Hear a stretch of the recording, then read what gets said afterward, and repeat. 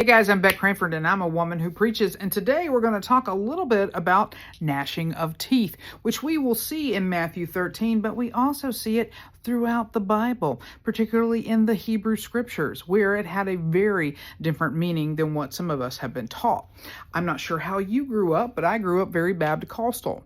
Mostly Pentecostal, mostly red pewed and Pompeii olive oil Pentecostal, if you know what I'm saying.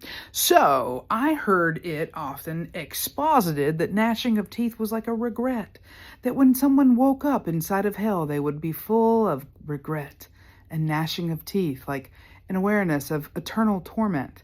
First of all, there is no such thing as eternal torment, and hell is not biblical, but that's not what we're here to talk about. We're here to talk about gnashing of teeth. So, gnashing of teeth is not regret that someone experiences that is suffering. It is usually someone else doing it in a way of rage or delight in someone else's suffering.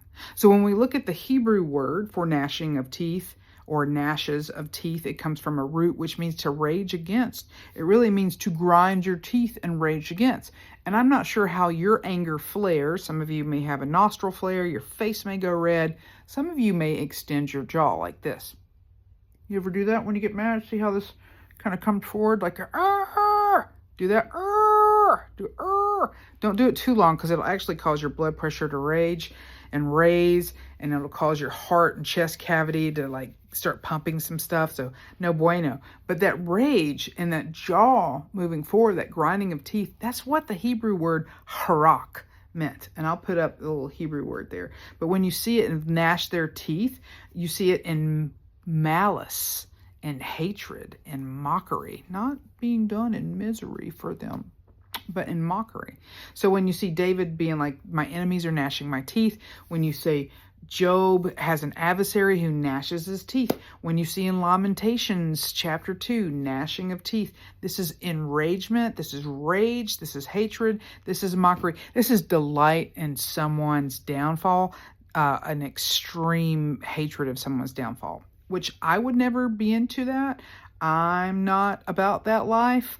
I at one time was invited by some friends who were starting a coven to come pray a little hex against a politician. And I was like, what? Like, no, like I'm not coming to, do no harm. Like I'm not going to hurt anybody. Like bless and do not curse, and they were like, well, come join our coven. You'd be a great witch. And I was like, listen, dude, I might be a little bit witchy woo woo or whatever. And I might have a little granny witch and some Appalachian good stuff in my bloodline, but I'm not cursing anybody. And I don't even want for, that guy to fall. I don't even want that horrible guy to have calamity in his life. I don't want that horrible guy, which shan't be named, Voldemort, or you know who I'm talking about. Like, I don't want him to suffer.